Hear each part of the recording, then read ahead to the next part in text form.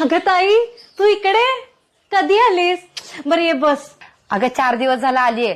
तुझं लग्न ठरलंय असं कळलं. म्हंटल मग जाता जाता तुला भेटून जाऊयात. अगं लग्नाला अजून 6 महिने आहेत ग. पण पत्रिकेचं म्हणशील तर टॉप क्वालिटीची पत्रिका असेल, एकदम फुल डेकोरेटिव्ह आणि इतकी मोठी असेल की लोक फक्त पानं पलटत बसतील. डेकोरेटरचं म्हणशील तर टॉप क्वालिटीचा डेकोरेटर मी हायर केलाय. आणि पुढे जेवणाचा विषय येतो. मल्टिपल क्युझिन्स असतील माझ्या लग्नात. जे पाहिजे ते जेवण मिळेल लोकांना. आणि माझा लेहंगा एकदम ब्रँडेड, 70,000च्या खाली घेणार नाही मी लेहंगा. मी पप्पांना सांगितलंय लग्न असं करायचं की लोकांनी बघत बसायला पाहिजे. त्यासाठी लोन काढायला लागलं तरी चालेल. लग्न एकदाच होतं ग, हाऊस काय पुन्हा पुन्हा होते होय. तुझे वडील क्लार्क आहेत ना? नाही, तुझा काय दोष नाही यात. तुझ्यासारख्या कितीतरी मुलींचं हल्ली हेच आहे की लग्न ब्रँडेड झालं पाहिजे. तुम्ही आत्ताची पिढी ना असण्यापेक्षा दिखाव्याला लय महत्व देता.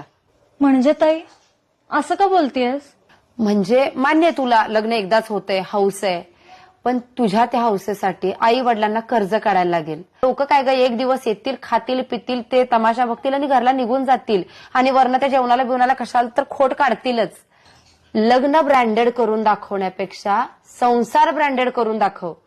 कारण लग्न ब्रँडेड करून कितीतरी डिवोर्स झालेतच की ग. नातं टिकवण्यासाठी खर्च किती केलाय हे महत्वाचं ठरत नाही, तर तू किती मनानं ते नातं ऍक्सेप्ट केलंयस हे महत्वाचं असते.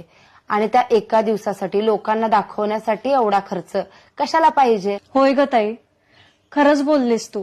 मी या सगळ्याचा विचारच नाही केला. उगाच मैत्रिणींच्या नादाला लागून काहीतरी विचार करत बसले.